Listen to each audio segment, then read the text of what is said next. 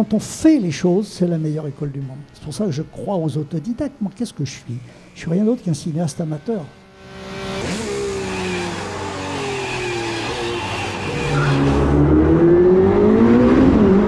Il faut qu'un film soit avant tout une cour de récré. Une chanson, il faut que ce soit une cour de récré. Un livre, un film, n'importe quoi. Tout doit commencer par la récréation. Ce soir, je voudrais remercier tous les gens qui m'ont dit non, parce que ça m'a permis de trouver ceux qui m'ont dit oui.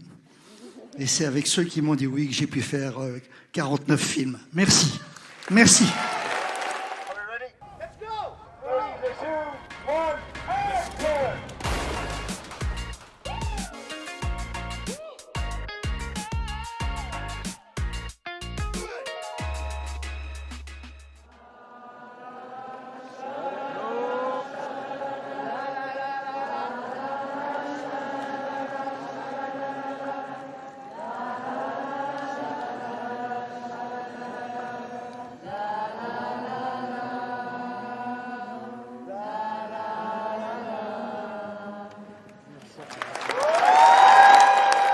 Finalement, je fais du cinéma parce que je suis assez lâche et que j'ai pas eu le courage de vivre la vie de mes héros. Donc, avec un film, j'arrive quand même à vivre mes fantasmes sans prendre trop de risques. Image, annonce 165 sur 3, deuxième.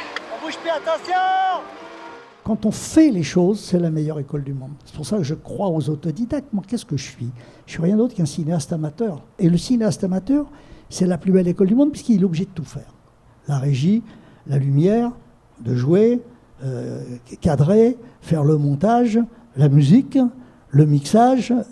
Donc, il n'y a pas une plus belle école au monde. J'ai jamais cessé d'être un cinéaste amateur qui, de film en film, a réussi même à intéresser le public à un moment donné. Voilà. Mais je crois au cinéma d'amateur, je crois à tout ce qu'on fait par amour, puisque dans le mot amateur, il y a le mot amour. Demain c'est bientôt, mais c'est pas trop tôt, car le temps qui passe m'amuse. Et tous les soucis attendront demain, tout ce qui se passe ailleurs est souvent si loin. Il n'y a pas un enfant qui irait à l'école s'il n'y avait pas la cour de récré. Pas un. Il faut qu'un film soit avant tout une cour de récré. Une chanson, il faut que ce soit une cour de récré. Un livre, un film, n'importe quoi. Tout doit commencer par la récréation. Si on a réussi la récréation, après on peut balancer des messages. Après on peut les emmener là où on veut. Mais la cour de récréation, elle est fondamentale. Tous mes potes, c'est d'abord des cours de récré. Et après, si on veut délivrer des messages, et c'est pour ça qu'un film doit être avant tout une cour de récréation, un livre, tout, enfin n'importe quoi. Parce que si on a réussi la récréation, après on peut se concentrer, on est libéré.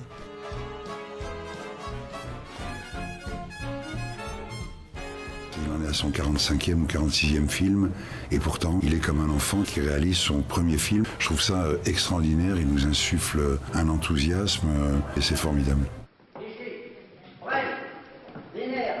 C'est très très bien.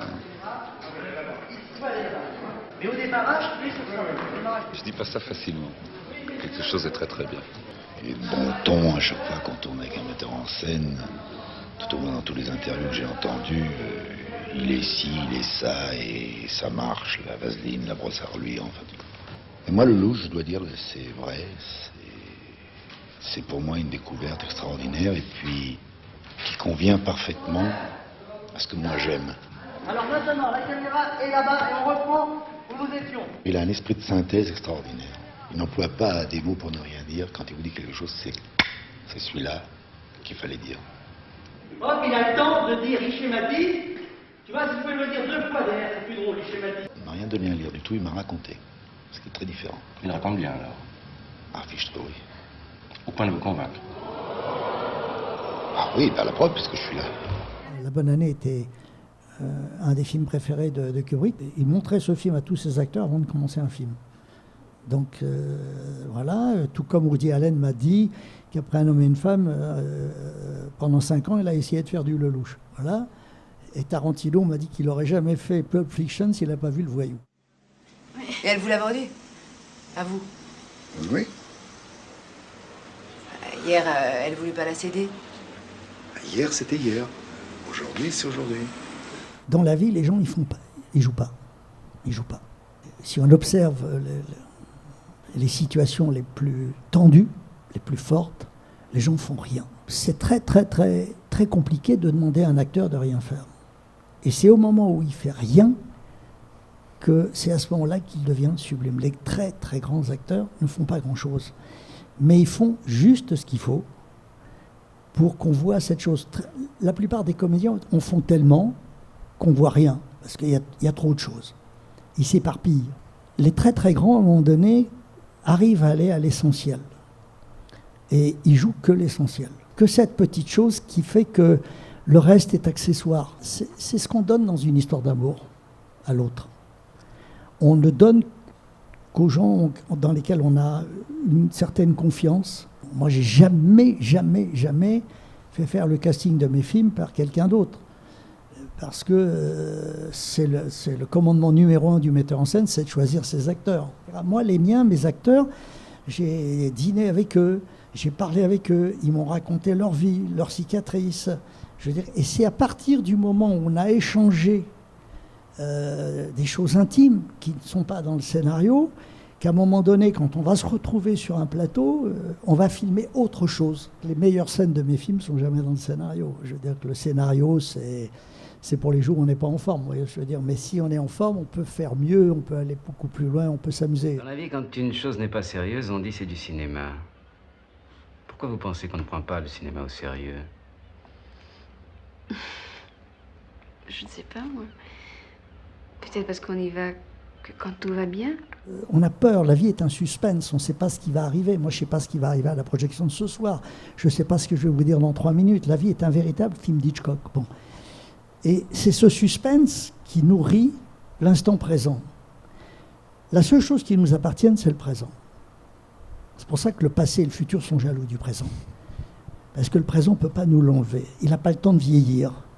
Et le cinéma ne filme que le présent. Il ne peut pas filmer autre chose. L'itinéraire de cet enfant gâté, c'est plein de face-à-face. Eh bien, tous ces face-à-face, je les ai pratiquement tournés à 2 caméras, justement pour que le combat soit à égalité et que les 2 protagonistes aient une chance de gagner ce combat.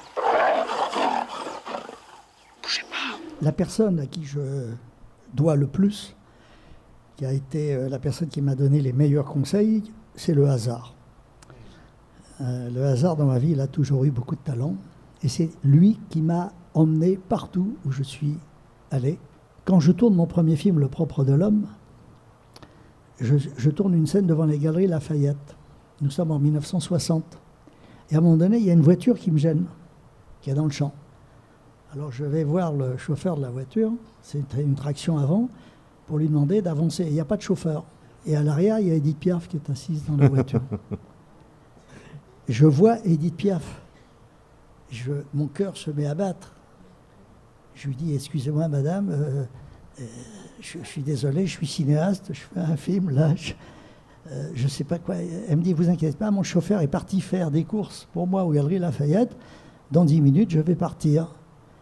Et je lui dis, écoutez, je vais faire une chose que j'ai jamais fait. Est-ce que je peux vous demander un autographe? Parce que Édith Piaf et Marcel Cerdan, vous êtes mes 2 idoles. Vous ne pouvez pas savoir ce que votre histoire avec Cerdan m'a bouleversé.